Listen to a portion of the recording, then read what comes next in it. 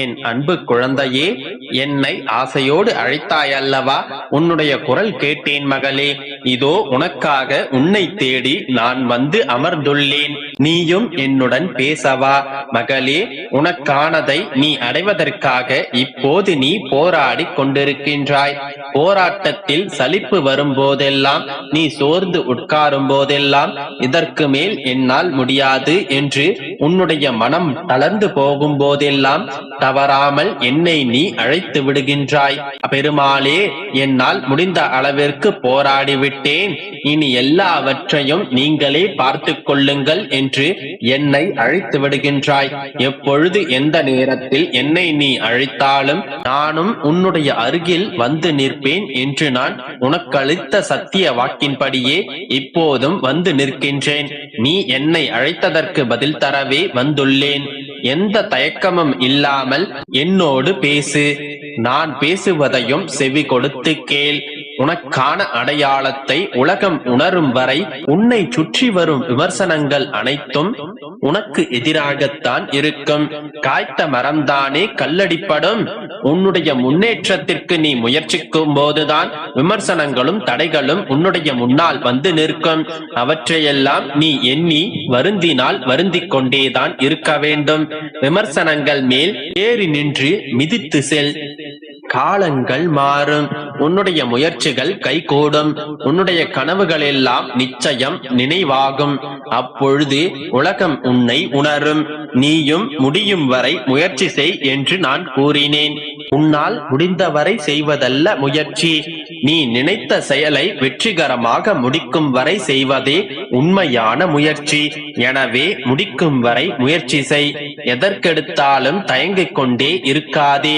எதையும் எதிர்கொண்டு வாழ்வோம் என்ற இன்றைய துணிச்சல் நாளை வரும் துன்பங்களை கூட துரத்தி அடித்துவிடும் என்பதை மறந்து விடாதே. நீ ஒதுக்கப்படும் இடங்களிலெல்லாம், புறக்கணிக்கப்படும் இடங்களிலெல்லாம் திமிராக நிமிர்ந்து நில். நீ புகழப்படும் இடங்களிலெல்லாம் அடக்கமாக நில். நீ நேசிக்கப்படும் இடங்களில் மட்டும் அன்புடன் நில். நீ விமர்சிக்கப்படும் இடங்களில் நாணமாக இரு. அங்கு யாரிடமும் எதை குறித்தும் வாதிட வேண்டாம். உன்னுடைய உயர்வான நிலையும் உன்னுடைய வெற்றியும் அவர்களிடத்தில் பேசட்டும். அதுவரை நீ மௌனமாகவே இரு. ஒன்றை தெரிந்து கொள், நீ எதிலும் தோற்பதே இல்லை. ஒன்று வெற்றி கொள்கின்றாய் அல்லது கற்றுக் கொள்கின்றாய். ஆனால் நீதான் அதற்கு தோல்வி என்று பெயரிட்டுக் கொண்டு தோல்வி அடைந்து விட்டேன் என்று சொல்லிக் கொள்கின்றாய். தோல்வி அடைந்து விட்டால் விமர்சிப்பார்களே என்று முயற்சிக்காமல் இருப்பதுதான் உண்மையில் மாபெரும் தோல்வி. தோல்வி அடைந்தாலும் மீண்டும் நீ முயற்சித்தாலே அது உன்னுடைய முதல் வெற்றி. இந்த வாழ்க்கையில் வெற்றி ஒன்றுதான் குறிக்கோள் என்று நினைத்து விடாதே. வெற்றிதான் மகிழ்ச்சி தரும், வெற்றிதான் நிம்மதி தரும் என்றெல்லாம் நினைத்து விடாதே. வெற்றி பெறும் நேரத்தை விட நீ மகிழ்ச்சியுடனும் நம்பிக்கையுடனும் வாழும் நேரமே நீ பெறும் உண்மையான வெற்றி. உன்னோடு நான் இருக்கின்றேன். நிச்சயம் வாழ்க்கையில் வெற்றி பெறுவாய். குழந்தையே, இதுவரை சற்று இருண்டிருந்த உன்னுடைய வானம் இனி ஒளிரப் போகின்றது. இனி ஒரு நாளும் உன்னுடைய வாழ்வில் இருளை பற்றி பேச்சே எடுக்காதே. ஏனென்றால் விளக்கு ஏற்றப்பட்டு விட்டால் இருள் அகன்றுவிடும். நீ ஒளியை கொண்டு வா. இருளின் மீது கவனம் செலுத்தாதே. தீயவற்றை எதையும் உன்னால் அகற்ற இயலாது. ஆனால் நல்லவற்றை உன்னுடைய வாழ்க்கையில் கொண்டு வர முடியும் அல்லவா? அதுபோலத்தான் மகளே, கடந்து போன எதையும் உன்னால் மாற்றிவிட முடியாது. ஆனால் நடக்கப் போவதை, உன்னுடைய எதிர்காலத்தை என்னால் நிச்சயம் மாற்ற முடியும். நீயும் நடந்து போன கவலையுற்ற காலங்களை எல்லாம் மனதில் அசை போட்டுக் கொண்டே இருப்பதை நிறுத்திவிட்டு உன்னுடைய எதிர்காலத்தில், ஒளிமயமான எதிர்காலத்தில் நீ நிம்மதியாகவும் சந்தோஷமாகவும் வாழப்போவதை நினைத்து இந்த நிகழ்காலத்தில் மகிழ்ச்சி கொள். உதிர்ந்து போன இலைகளை நினைத்து எந்த மரமும் அழுவதில்லை அல்லவா? தளிர்களை தந்து மீண்டும் மீண்டும் தன்னம்பிக்கையோடு தலையாட்டுகின்றது. அது போன்றுதான் உன்னுடைய வாழ்வில் உதிர்ந்து போனவர்களையும் உன்னை விட்டு போனவர்களையும் கடந்து வந்துவிடு. அனைத்தையும் நான் பார்த்துக் கொள்கின்றேன். இனி நடப்பதெல்லாம் நன்மையாகவே இருக்கும். நம்பிக்கையோடு இரு. நல்லதே நடக்கும்.